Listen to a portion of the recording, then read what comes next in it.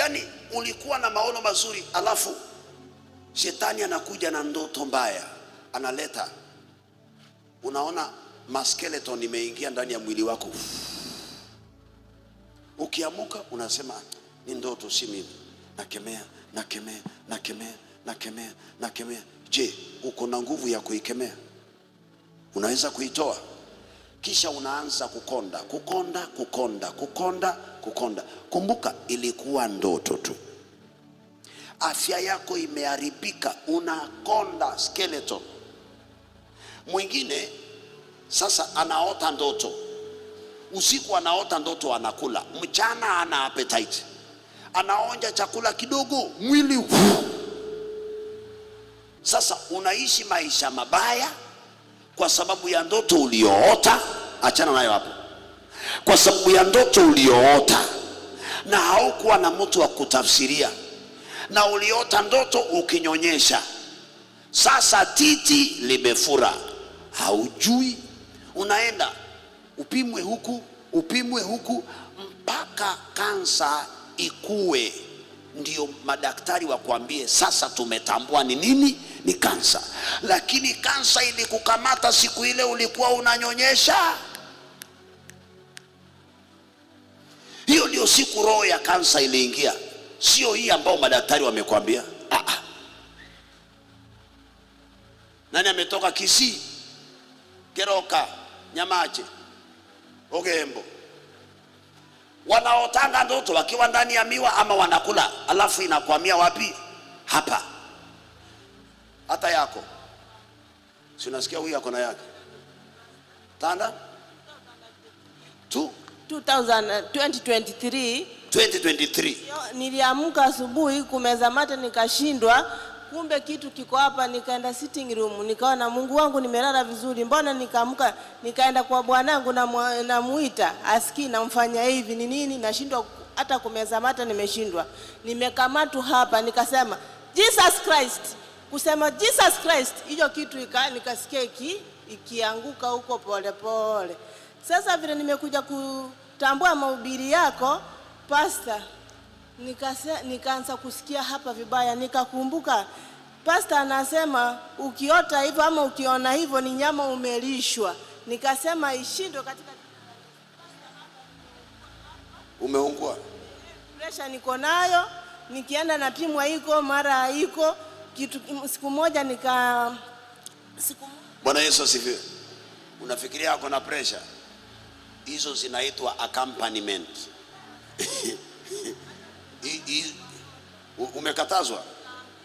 Nilikuwa nimeketi hivi vile ulisema pale vile unahubiri hivi, usingizi kakanipitishia kidogo kwa kiti. Nikaambiwa wewe wafikiri uko na pressure, hauna pressure, tafuta pastor akuombee.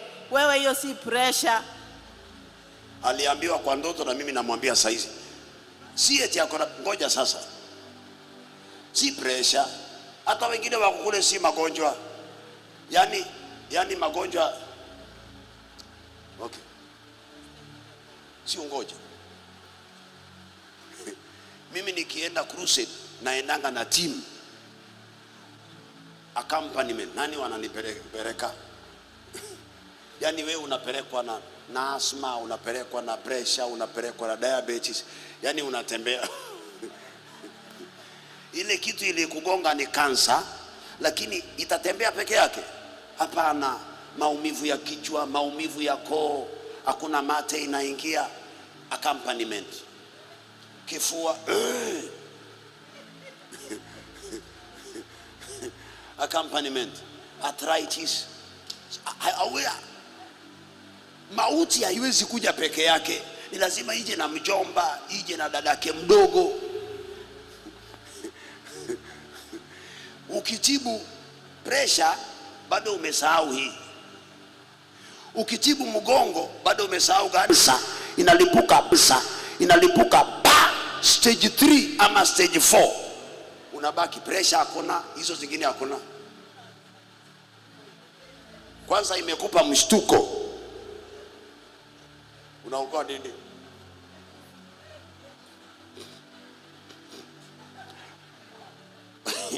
ukilala unaona majeneza, majeneza, majeneza, majeneza. Wewe unafikiria ni majeneza. Uko na tatizo moja imekusanya matatizo mengine. Inakaa kama blouse, skati, viatu, socks, nywele za kubandika za uongo na za kusuka. Bwana Yesu asifiwe. Accompaniment, vipuli. Niliwaambia ukitaka kujua kama mwanamke ni mrembo, mtoe hizo vitu vyote yako nazo. Hiyo nywele nyingine, vipuli, mpaka hizi, alafu muoshe kichwa. Akiamuka ukiwa unampenda, muoe.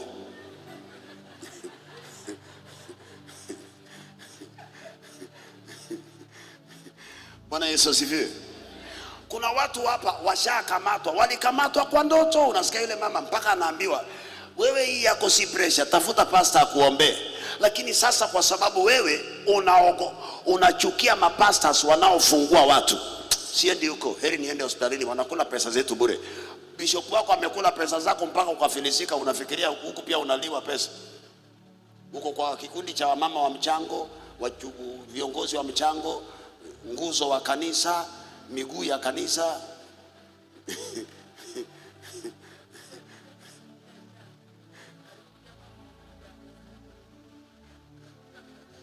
Nitawapa nafasi mtaongea. Nimebakisha dakika 15 ya kweli, sio ya muinjilisti. Muinjilisti akikwambia dakika 15, hiyo ni masaa matano. Bwana Yesu asifiwe. Mnasaidika lakini. Yaani umepigwa na kitu kimoja. Umeona tu nani yako na kipochi? Wallet.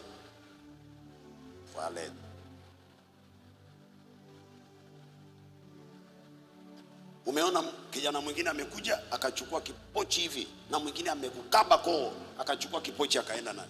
Anaangalia, anachukua wallet, anachukua kitambulisho, anakutupia hapo, vitu vingine vimeenda.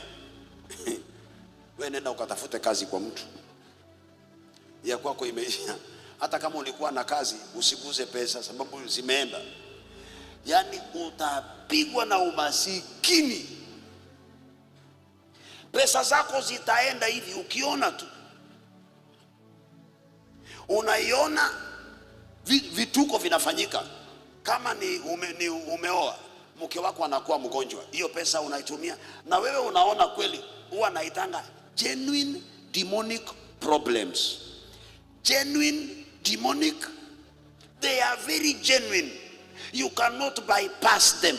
You cannot do away with them. You have to pay attention. Yani umeoa na ni mgonjwa. Bwanangu, ni ndio inaenda. Itaendaje? Na wewe ni kipofu, haujui kwamba huyu mtu si mgonjwa. Wewe unajua ni magonjwa. Unamwambia, ndugu yangu, huwezi kufa nikiona. Ili pesa hii iende vizuri, ngoja. Unasubiri gari, unaona saa huyu anakaa kama anazidiwa.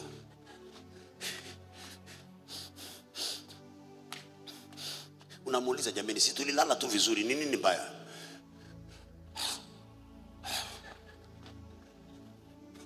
Unamlaza mahali, unajua kuact. Kuigiza. Unamlaza mahali, unapiga simu. Uba. Hapa, niko hapa. Uko wapi? Nipe direction. Hapa we nawe. Yaani umekorogwa akili. Ni lazima hiyo pesa iende vizuri. Haiwezi kwenda na matatu. Ni lazima iende na Uber. Ndio ichukuliwe ya maana, pesa ya maana. Unalipa mpaka zingine unalipa na 200 juu, hauna habari. Gari inaenda. Unafika mahali anakuambia hii gari ni kama iko na shida kwa gearbox. Haumuulizi nipatie gari nyingine, unasimamisha nyingine. Unalipa mara ngapi? Zaenda, si nilikwambia wallet imeenda. Zaenda. Ukifika hospitalini wanampima, alafu anakuambia ako na blood infection. Hiyo kitu nilisikia ngai. Mtu akiniambia pole, nimekuja tena kwako tu. Yaani mtoto wangu alikula pesa zangu na blood infection. Anakuwa na high temperature. Yule wa kuvaa miwani.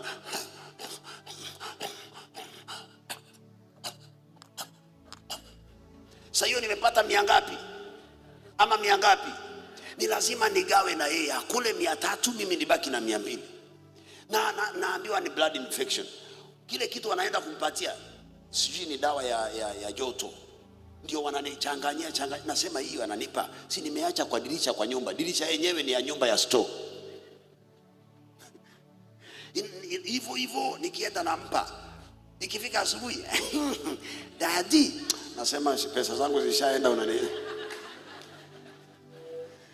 naota sielewi, naona sijui, na wewe pia umeziota na uelewi. Zinatolewa leo, utaota vizuri. Niliwaambia siku moja, nikamwambia mke wangu, huyu mgonjwa, huyu mtoto wangu mgonjwa, sipeleke hospitalini. Na sasa hiyo niko na 100 ngapi, 3, sijui 500. Yaani nikipata pesa huyu anaanza kufitika. Okay, nikipata pesa hapana. Nikamwambia mimi simpeleki. Akaniambia mtoto atakufa. Nikamuuliza mbona hajakufa miaka hii yote? Wacha tusubiri tuone kama ataelekea kukata roho tumkimbize. Na unajua wa mama Bwana Yesu asifiwe. Yaani sasa mke wangu ameniona kama pepo sasa hiyo. Ni hivyo mnakuanga hivyo.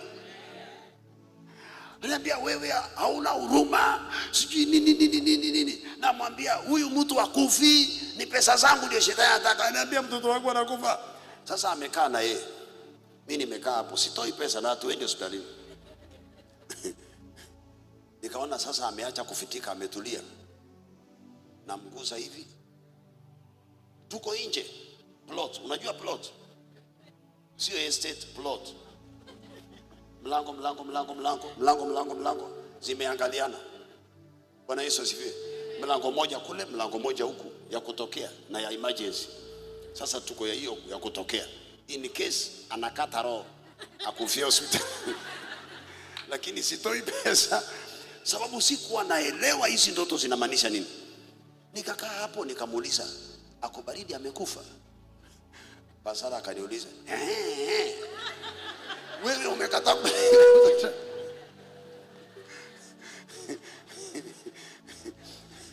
Hiyo nilijua huyo mtoto hajakufa. Najua Pastor Sara yuko.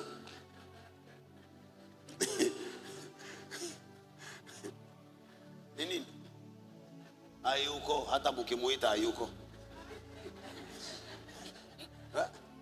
Ana watch. Hiyo watamalizana na watu wa YouTube, si mimi. Yaani nasema mimi sitoi. Nikaona anainuka na huyo mtoto wanaingia ndani, nikamwambia ngoja nione kama amekufa. Akaniambia hajakufa. Unajua mama amekasirika. Hajafanya nini? Hajakufa. Tukaingia kwa nyumba, tukalala. Asubuhi daddy, nikasema naenda kununua mandazi ya Kongowea. Hautakula pesa sana. Asubuhi nilienda nikaepa hayo matope, nikienda kununua mandazi. Ndazi moja inatoshana hivi na ni shilingi 5. Mahali ngano imetoka haujui. Bwana Yesu asifiwe. Mpaka baadaye nikaja nikajua, nikiota ndoto fulani kuhusu nyoka kwa nyumba yangu, mtoto wangu huyu anaanza. Hata nione nyoka kwa ukuta kwa ndoto tu kwa nyumba yangu ama kwa curtain, huyu mtoto ameanza. Ama yule mwingine ameanza majipu kuanzia hapa kurudi huko. Nasema jameni, nyoka na majipu zinapatana wapi? Kumbe hauelewi lugha ya kiroho.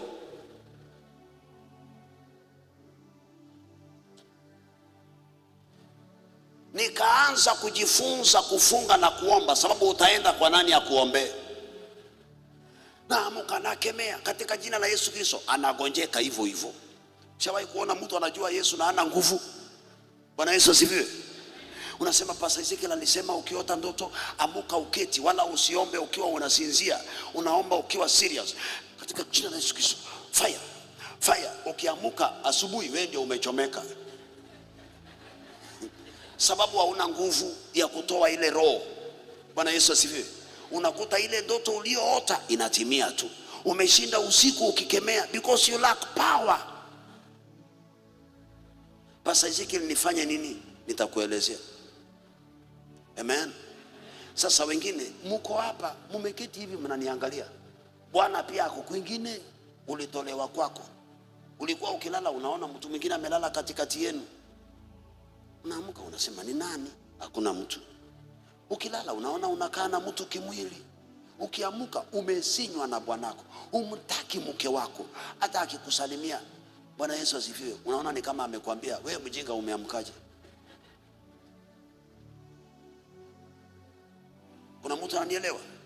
Imefika wakati ambapo sasa hiyo roho imekutoa, sababu ni roho ya talaka, imekutoa kwa ndoa yako. Hata ukisikia ninahubiri ndio unasema pastor, umesema ndoto gani? Oh my God. Na sasa unajua ni weekendi, mtu ameketi kwa nyumba na mpango wake wa kando, wananisikia na wananitazama, na ninamwambia ulikuja hapa kwa hii nyumba kwa sababu ya zile ndoto. Mwenzako ni yule ulimwacha hapa, umeletwa na hizo ndoto za spiritual husband, spiritual wife. Na hizo spiritual husband zimeletea wanaume prostate cancer. Anakaa kimwili na mapepo, nguvu za kiume hana, amefura mwili wake, kibofu cha mkojo imefura. Hizi spiritual husbands, nimesema spiritual wives, imeletea wanaume nini? Prostate cancer. Leta ile board uweke pale. Spiritual husband imeletea wamama cancer of the uterus, ovarian cyst, uvimbe ambao hujui ilitoka wapi. Hautaki kukaa hata na mwenzako kimwili, maumivu. Leo ninawafundisha tu, lakini naongea ukweli. Yani ushateswa, lakini yule wa ndoto akija hauna tatizo. Na ukitembea nje ya ndoa hauna tatizo. Kwa ndoa yako wanaita Kiluya tawe. Sasa imefikia mahali you've walked out of your marriage. Ndoa yako imevunjwa na ulimwengu wa kiroho. Maandiko yanasema ilikuwa ndoto tu. Ilikuwa ndoto, lakini sio ndoto ndio maisha unaoishi.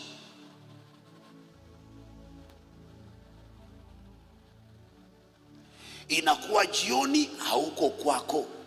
Uliota ndoto, wewe unazaa. Unaota ndoto umejifungua. Unaota ndoto umejifungua. Ulizaa mtoto mmoja, haujazaa tena. Ni maroho unazaa. Siku yako ya kushika mimba inatoka kupitia kwa zile ndoto.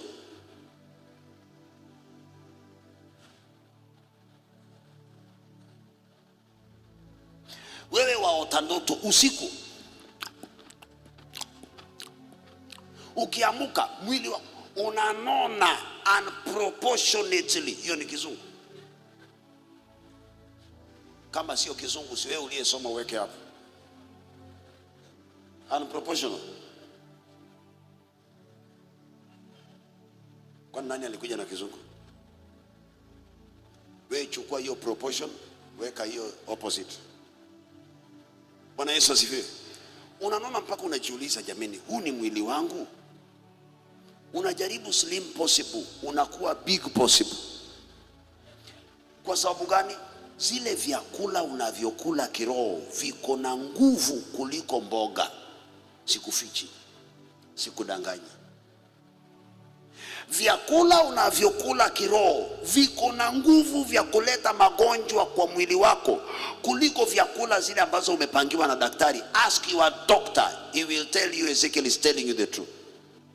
Hata yeye anaziota hizo ndoto, huyo daktari wako. Maana shetani ana huruma na msomi.